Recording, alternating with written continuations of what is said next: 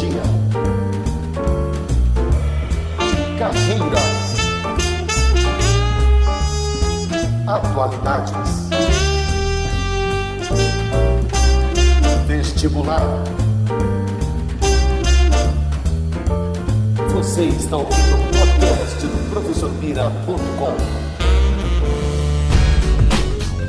Olá, ouvinte de podcast, eu tenho um recado muito importante para você. Os criadores deste e de muitos outros programas que te divertem há tanto tempo precisam da sua ajuda. Estamos realizando até o dia 30 de abril a Pod Pesquisa 2014 e precisamos conhecer um pouco melhor a nossa audiência. Acesse agora podpesquisa.com.br e responda a um rápido questionário. Não leva nem 10 minutos. A sua participação é fundamental para que nós possamos conhecer melhor o público que escuta podcast, além de contribuir para o crescimento da mídia em todo o país, fazendo podcasts cada vez melhores para você. Participe! podpesquisa.com.br.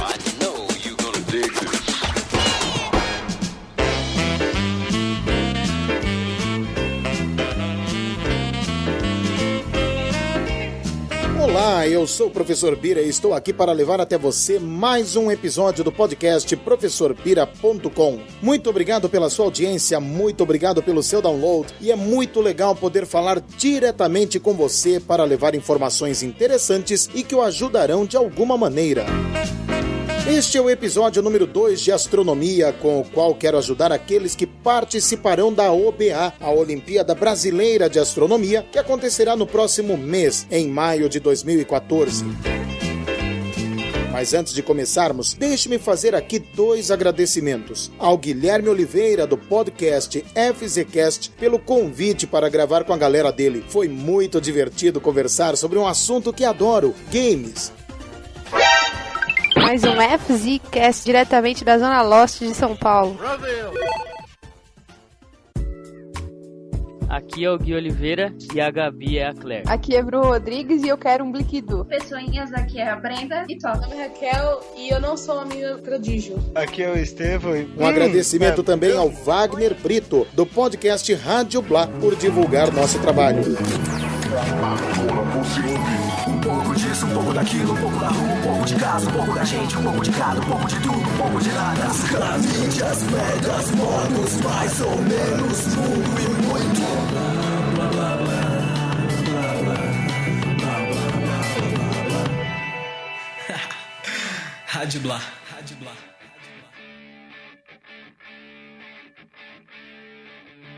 Olá para todo mundo, aqui é Wagner Brito e está começando mais uma Rádio Blá. Yeah! No post deste episódio, você vai encontrar os links para os sites desse pessoal. E não esqueça que este episódio também foi produzido na versão Plus, em M4A, com imagens e capítulos disponível para download também no post do episódio ou através do feed específico que você encontra lá no post. E agora vamos lá, aumente o som e curta nosso episódio sobre o Sistema Solar.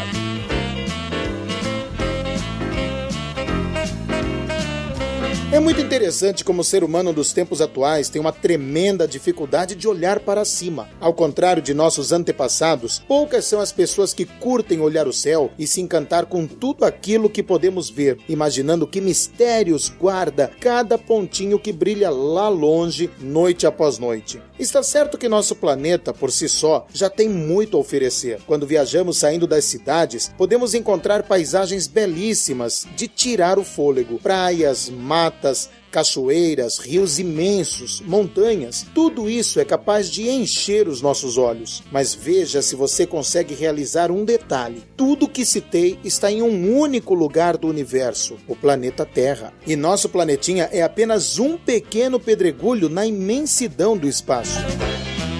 Se sairmos de nosso planeta, encontraremos uma grande quantidade de outros mundos com coisas que nem imaginamos, como furacões centenários, enormes vulcões de gelo em erupção, tempestades elétricas magníficas e muito, muito mais. E isso tudo somente em nosso sistema solar, que, apesar de enorme sob nosso ponto de vista, não passa de um pontinho perdido na borda de nossa galáxia, a Via Láctea. Ah, e ela é apenas uma dos 100 bilhões de galáxias conhecidas no universo observado.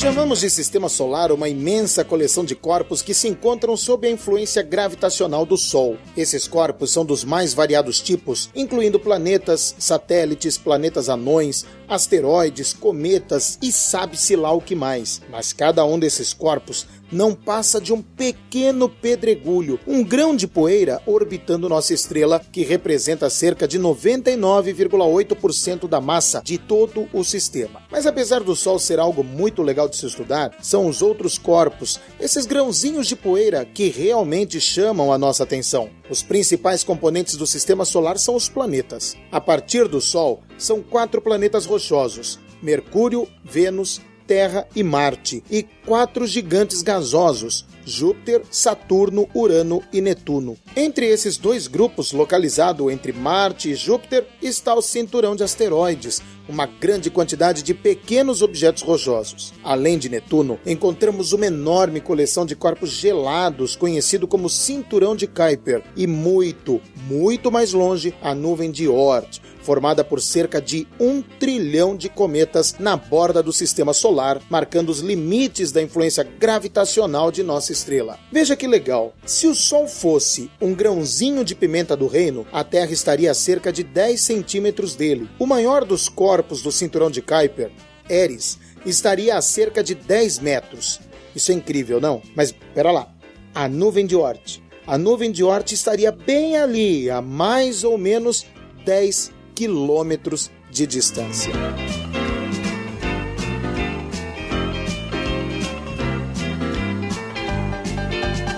O sistema solar pertence a uma incrível galáxia denominada Via Láctea, uma galáxia espiral com cerca de 102 mil anos-luz de diâmetro.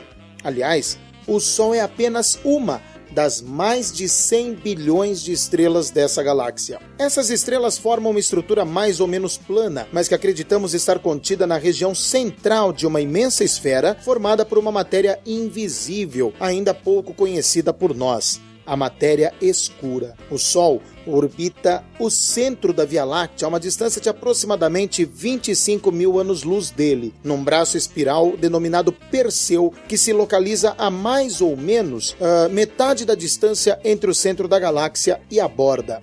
Esse movimento orbital do Sol leva cerca de 220 milhões de anos para se completar. Conforme o sistema solar segue seu caminho pelo espaço, às vezes encontra imensas nuvens de gás que acabam perturbando a nuvem de Oort, lançando cometas para o interior do sistema. Esses são os cometas que vemos no céu de vez em quando e que frequentemente são muito interessantes de se observar.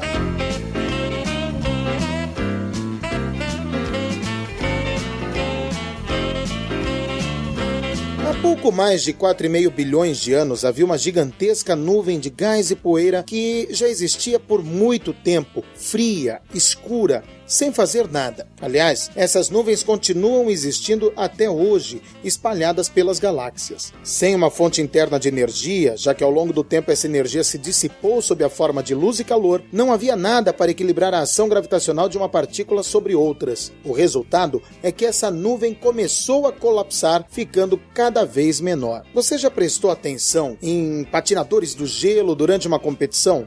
E aí eles começam a girar. Normalmente eles começam a girar com os braços estendidos, com as mãos afastadas do corpo. E eles estão lá fazendo aquele giro, aquele spin, aquele movimento de rotação ao redor de si mesmo. Aí, conforme o tempo passa, eles vão aproximando os braços do corpo, meio assim, colocando as mãos sobre as cabeças. E conforme isso vai acontecendo, você percebe que a velocidade do giro aumenta. Então, essa nuvem de gás, essa nuvem de partículas, começou a colapsar por ação gravitacional. E conforme o diâmetro ia diminuindo, a velocidade de rotação ia aumentando, levando à aglutinação da nuvem e à formação de vários glóbulos de gás e poeira. Então, um desses glóbulos acabou se transformando em nosso sistema solar. Conforme o colapso gravitacional prosseguia, o atrito gerado no centro começou a produzir grandes quantidades de energia térmica, o que acabou ativando o processo de fusão nuclear e fazendo nascer uma estrela, o Sol.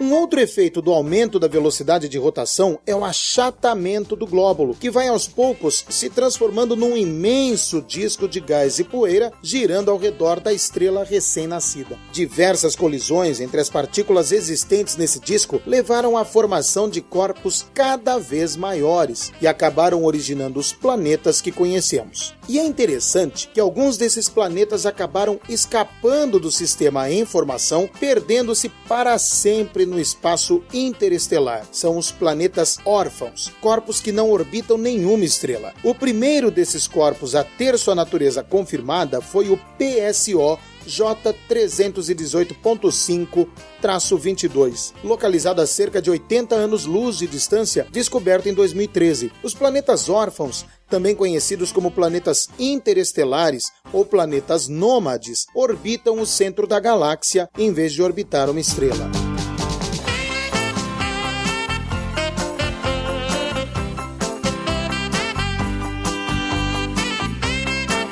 Até há um tempo, apesar de desconfiar, não tínhamos uma certeza a respeito da existência de outros sistemas planetários. Somente a partir de 1995 começaram a ser descobertos os chamados exoplanetas, que são planetas que orbitam outras estrelas. Até o momento da gravação deste podcast, que aconteceu no dia 18 de abril de 2014, já haviam sido descobertos 1.783 exoplanetas, de acordo com a Extrasolar Planets Encyclopedia, cujo link pode ser encontrado no post deste episódio. Aliás, já que estou falando sobre exoplanetas, vou aproveitar para fazer um comentário sobre uma notícia divulgada no dia 17 de abril. Foi descoberto o primeiro planeta semelhante à Terra capaz de abrigar vida. Esse planeta, denominado Kepler 186f, orbita uma estrela anã vermelha, lá na constelação do Cisne.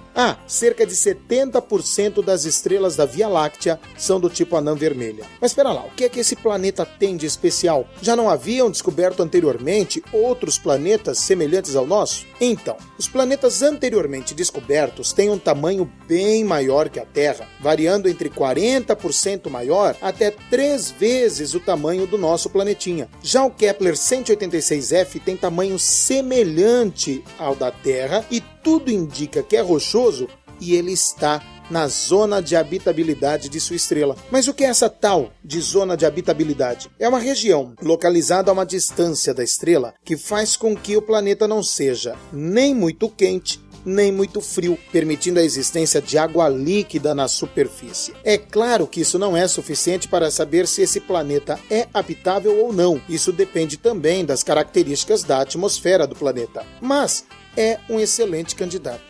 Detalhe.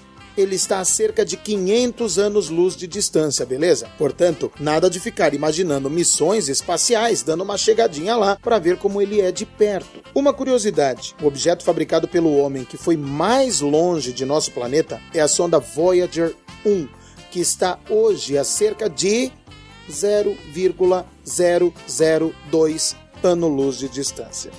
Muito bem, o exoplaneta mais próximo conhecido orbita uma das estrelas do sistema Alfa do Centauro a 4,3 anos-luz do Sol.